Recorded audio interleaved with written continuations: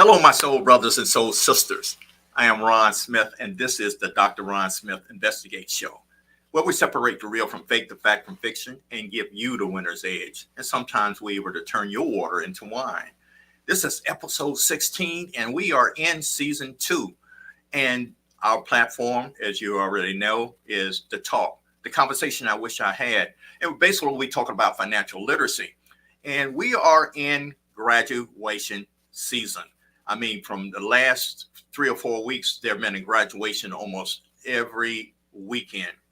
And with that in mind, with all the pomp and circumstances, all the, graduates marching in, all the guest speakers, the senior class presidents speaking, the president of the university speaking, you have all these speakers who are getting their honorary PhDs, all this sometimes right now, you have a graduate sitting at home, and those memories are still exciting, but they are fading.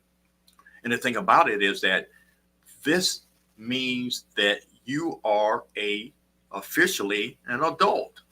All right, so hey, now that we are doing those adulting things, now there are some keys that I want you to really keep in mind, and I'm going to be going over this on the next couple of episodes. One of the things, topic 1, maintaining relationships.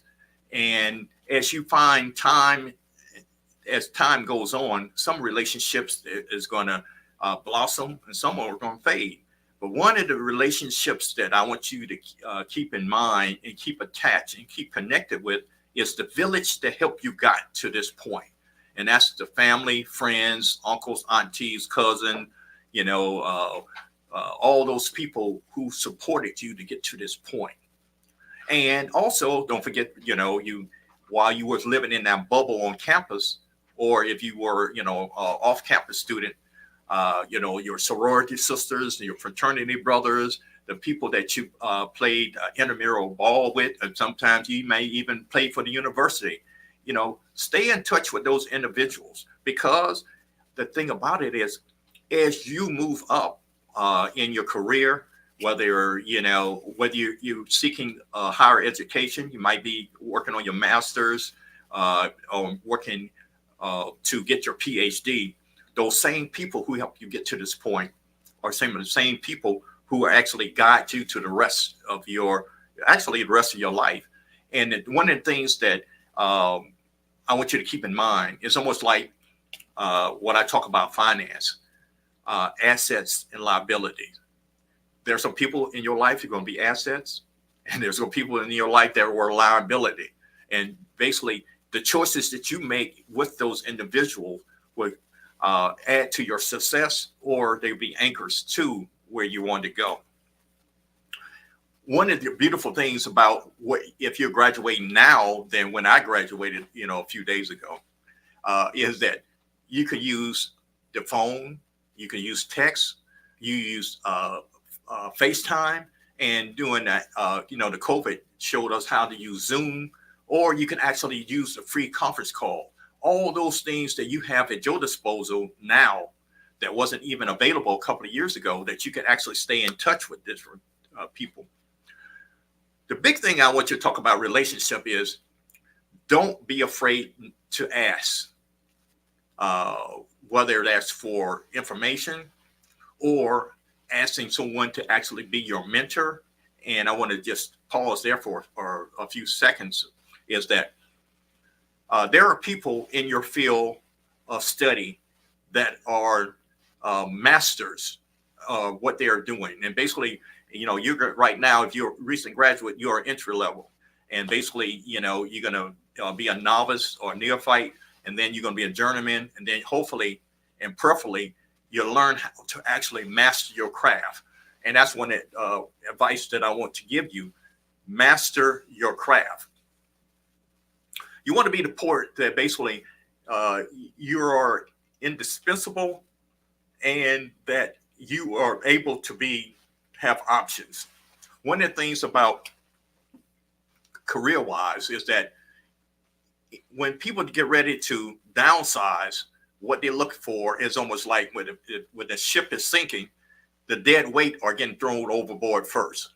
What you want to make sure you are one that individual or that corporation or that company that you are so indispensable, you be one of the last people standing. As a matter of fact, they won't even consider throwing you overboard.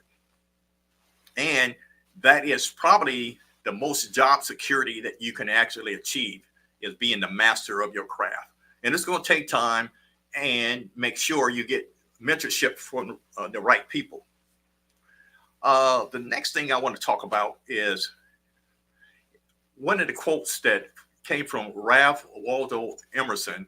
He said, "Your health is your wealth." You have to make sure you take care of yourself. I used this example before, and I want to use it again, is that basically, if someone told you that you had one vehicle for the rest of your life, whether that's going to be, your tricked out expedition, or your G-Wagon, or your Mercedes, or your Lexus, or your Bugatti, whatever it might be, they said you're going to have one for your lifetime. When you make sure that you have your maintenance plan and you stayed on schedule for all your oil changes, your tire rotations, your waxes, that you drive within your speed limit, and you watch where you park your Bugatti, well, you're only going to get one body. You know what they say, garbage in, garbage out. Well, what you put into this body will determine your energy level and determine, how long this actually lasts. I want to actually just take a pause, because Ed Dwight waited 6 decades to go into space. He was the first Black candidate for being an astronaut. And just imagine that if he never took care of his body for the last 6 decades, he would never experience being the first and the oldest person to actually go into space. Man, in fact, he beat William Shatner by about 6 years. So delay don't mean denied, but can you live long enough to actually see your dreams come true? And I'm going to say that again. Can you live long enough to actually see some of your dreams come true? And one of the things that basically, I'm going to talk about my 100-year plan a little later when we talk about finance, but because he took care of his body, he was able to go back through the training to go back up into the Blue Origin. I think it was Jeff Bezos' operation that he was one of the 6 persons that actually went up in orbit. But my point is that take care of your body, because this is the vehicle that's going to take you where you need to go. And without question, your health is your greatest asset. And when you have the energy, the vitality of life, your life would be so much worth living and enjoying. Imagine that you had all the money in the world, and you could go to the 5-star restaurants in Dubai, which I have been to.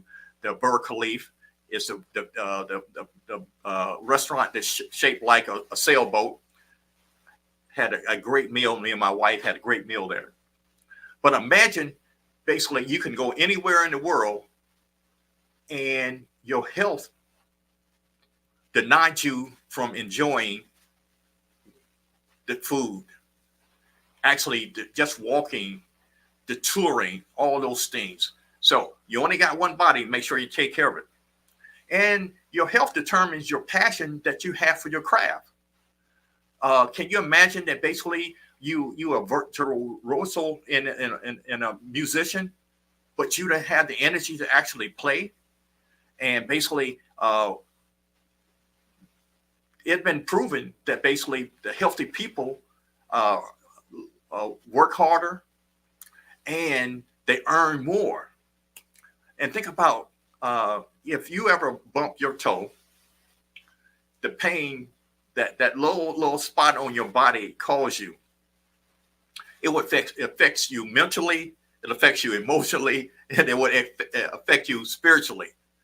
So make sure you take care of your body. Now, this next topic, we're gonna go really deep in the woods, because basically, besides your spirituality, your spouse or your significant other can make you or break you.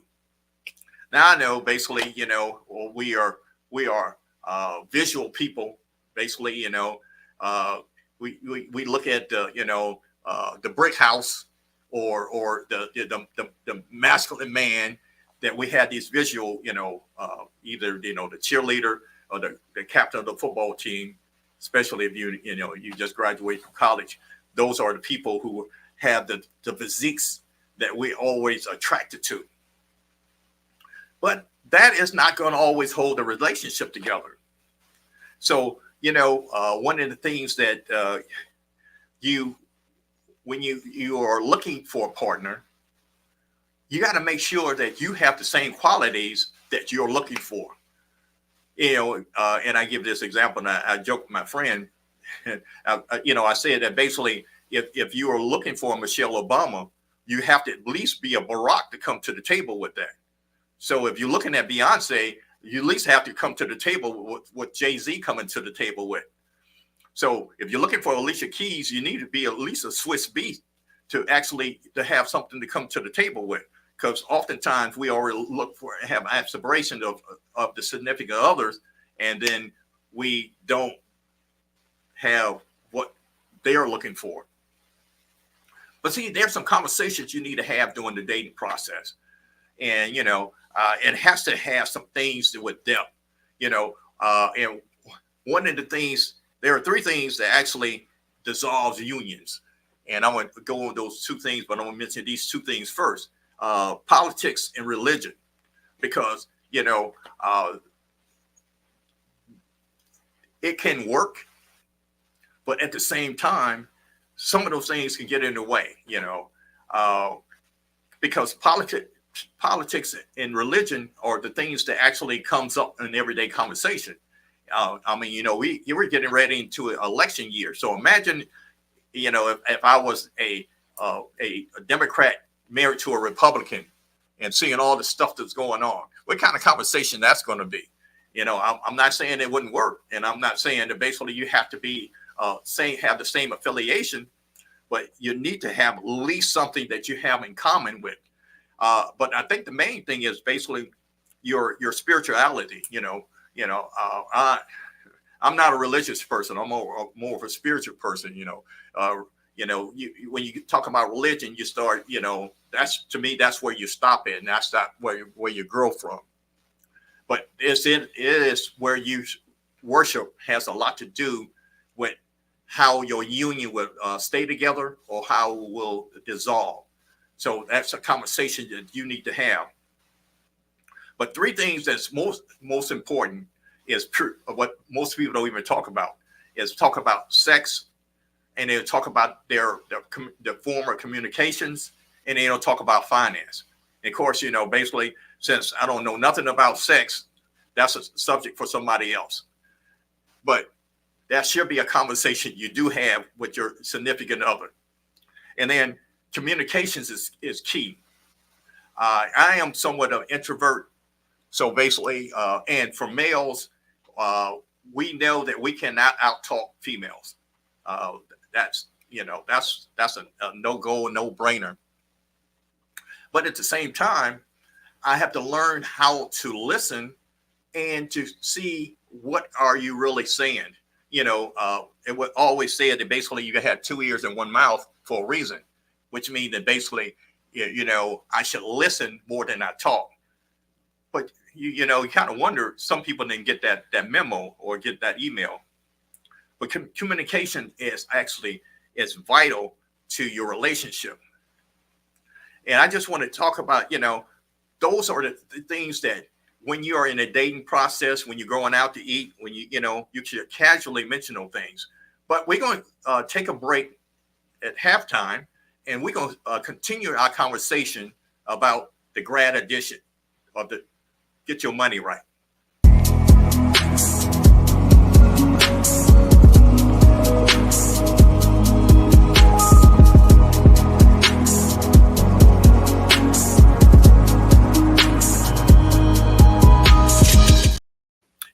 Hello, my soul brothers and soul sisters. We are back and we're talking about the grad edition of the talk, the conversation I wish I had.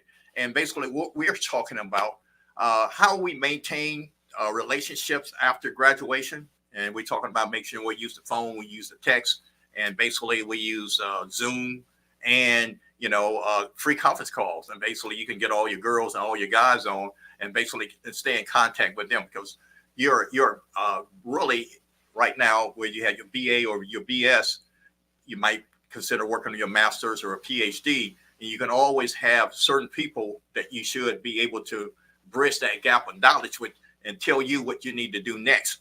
And I mentioned finding a mentor, and also make sure your health is your wealth. I mentioned basically that's what the quote came from Ralph Waldo Emerson, and how important that is because you have one body. And I mentioned that basically Ed Dwight, he's 90 years old and he went up in space a couple of days ago. And after 6 decades, basically he was one of the first Black astronaut candidates. Of course, during that time, we're talking back in the early 60s. You can imagine why he didn't get into space. That's another conversation for another time. But think about it. If he had treated his body wrong, he would not be able to see this experience. That was over 60 years ago. So basically he was in his late 20s or early 30s when he was the first candidate. So delaying in your journey doesn't mean that it has to be denied if you take care of yourself. And basically we left off talking about the conversation you should have with your significant others, because that individual can make you or break you. And we talked about basically where I ended is how relationship dissolves. And basically it's sex, lack of communications, and finance. And I can go into depth why actually finance is actually number one. More divorces caused from finances than any of the other two that I mentioned. And maybe I'll discuss that and why in another episode. Now, let's talk about finance. One of the things that for sure, because soon as you the bed you laid in, the alarm clock you shut off, the floor that you step on, the bathroom that you went to use, brush your teeth and get ready for your day, the clothes that you put on, the apartment or house that you left, the car that you drove to school or driving to work, the lunch, the breakfast, the dinner that you have, and wash, rinse, and repeat. All those things cost money. And if you put a dollar sign on all those things, even actually breathing or not breathing will cost you money. So we're living in what I call a capitalistic democracy. And a capitalistic democracy is basically, yes, you do have freedoms, and basically, our Constitution and amendments always say what you have. You have rights. What I like for John Hope Franklin said that basically we had, for minorities and women, we have civil rights. Now it's time for civil rights. But one of the things that I want to share with you is that when I was in school, my advice that came from my mother is that basically get a good education, get good grades, get your good career, stay in that career for 20 years, get your gold watch, retire, find you a good girl and marry. There's nothing wrong with that data, but you got to realize that from her position, her 100 years plan was the things that I just mentioned. Now, you got to realize that basically my mother, if she was still living on this side of heaven, she would be 103 years old. So I have really lived out her 100-year plan. Now, reason I mention that is that I cannot give my children the same advice that my mother gave me, because that is dated information. And 9 times out of 10, when you hear people give you information, especially financially, it's dated information. You think about it. The phone that you came into in 2022, the iPhone probably went through at least 4 different updates and changes. So the technology that was used back then has changed dramatically.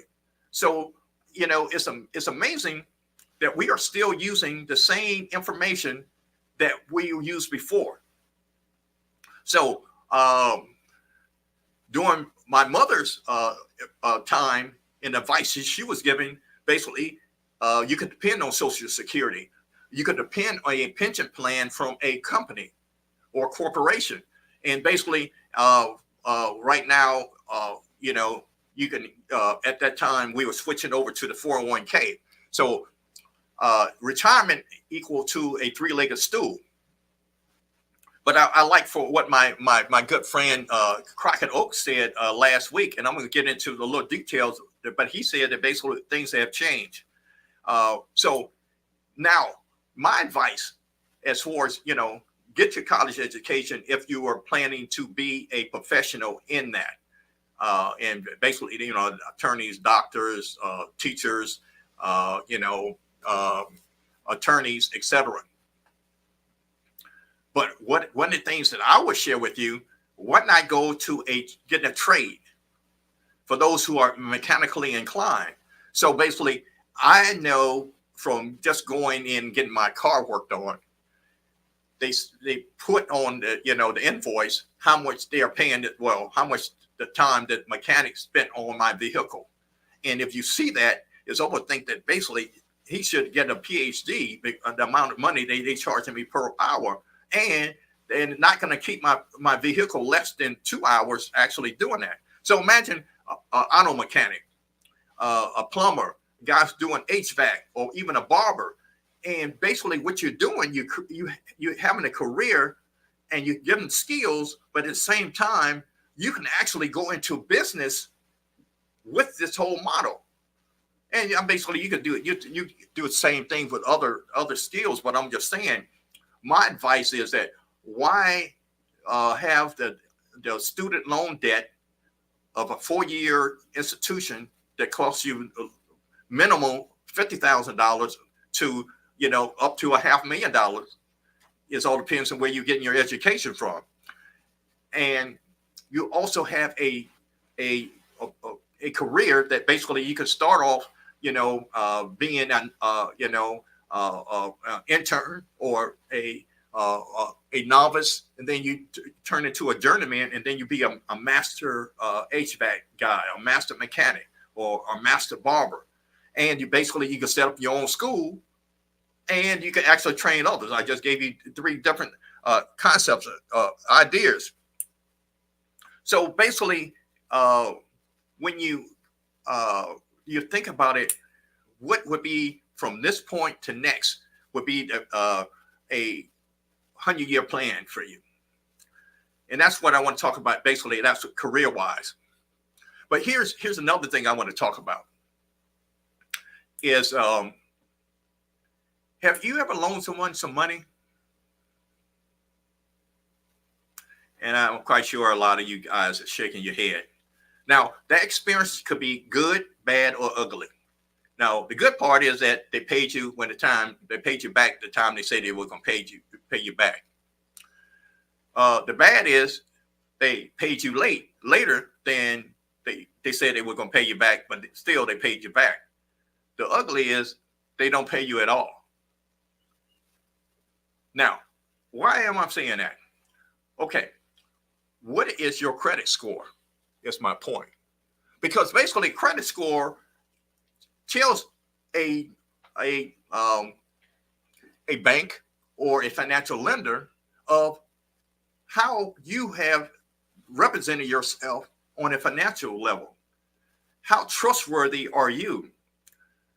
Your credit score is a reflection of your spending habits, or the lack of you being true to what you're saying, what your word is.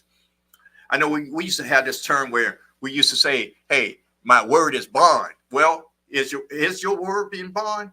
Now, one of the things I've learned that basically when I was in school, I used to get all these credit card things in the mail.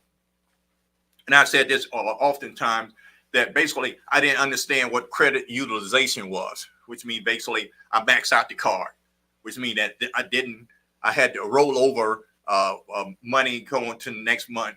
Basically, I really just sabotaged the whole system, which means that actually I graduated in the red, which means, of course, simplified. What I'm speaking of is basically if I had $1,000 line of credit, I spent probably $999 on it, which means basically I should have just spent $250 to make sure I paid that off each month. And that way I would have actually established a good credit score. But think about it. A lot of minorities, include myself, thought it was racism, sexism, and people was prejudiced, reason why I couldn't obtain certain things. But think about it. If you have a credit score less than 620 and your debt to income ratio is in the negative, you are behind the 8 ball. You have just denied yourself the access to the free enterprise system. And okay, remember I mentioned that basically we are in a capitalist democracy. And if you can't get access to capital at a rate that will be beneficial to you compared to others who have a different rate, then you're behind the 8 ball. You can't get a decent car loan below a 630 credit score. You can't get a decent mortgage below a 680 credit score. You can't even get a small business loan if you are a credit risk below a 700. So you're thinking about it, all things are equal, that racism and sexism and people being prejudiced against you are not in play. Think about what you have done. Either you're going to set yourself up in a position that basically you will be able to exercise certain things in this capitalistic democracy, or you're going to put yourself behind. Not that you can't get the car, not that you can't get the rent apartment to rent or get a mortgage. It's just going to cost you more.